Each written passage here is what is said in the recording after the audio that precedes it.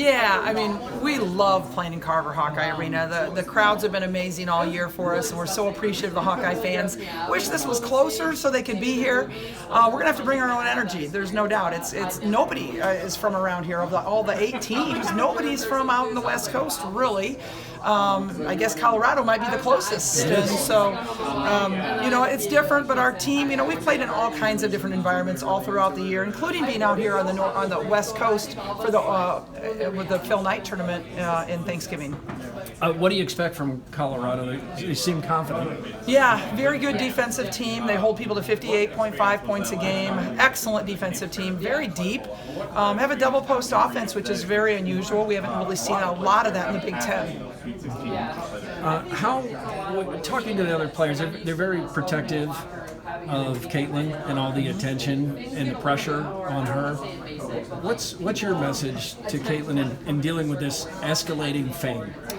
Yeah, just be you. I mean, honestly, she's fun. I mean, if you get to know her, you see her on the floor, she's so competitive, but she's so much fun off the floor. And, she just honestly is at her best when she's having fun and not worrying about everything else. And so trying to keep her protected a little bit. And everybody understands pressure grows every single game.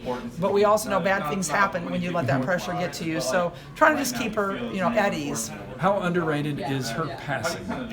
I think her passing is the best part of her game. Everybody talks about her shooting, her range. To me, it's her passing. That is absolutely amazing. When you watch her entry passes into Monica or her transition offensive passes, they're amazing. What do you make of kind of how the bracket has just gone crazy on this side? Is there any message there to your team that? Thanks, guys. The seed numbers are a lot higher than maybe we expected, but we haven't really talked about it a lot. Like there's been upsets and stuff. We haven't talked about that, but we've.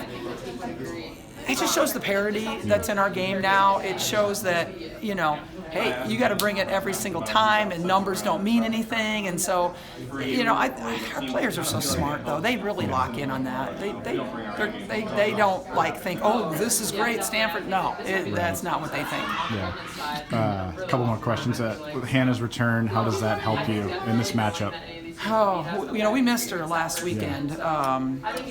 We really missed her against Georgia, but I'm just glad she's back. I think it gives the team a lift. I think it gives the team feeling a little bit of confidence knowing that she's back. It gives us obviously more depth, more rebounding, up tempo, the whole, it really helps us. So I wrote a story on Jan and what she's going through with her dad. Yeah.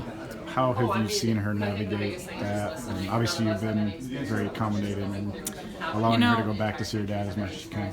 One thing I always say to our team is be where your feet are. And if you're visiting your dad, be there. Don't be thinking about basketball. Don't be making recruiting calls. If you're at practice, don't think about your dad. Be thinking about what can I do here. So I think she's been able to compartmentalize that a little bit, and it's really hard. It can't help but be in the back of your mind, and I just want to bring her joy because I know how much joy she gets from this team, and I want to keep that going as long as it can. I know how much energy she gets from this team, from practicing and things, that I just want to keep it going as long as we can to give her that bright spot to really look forward to.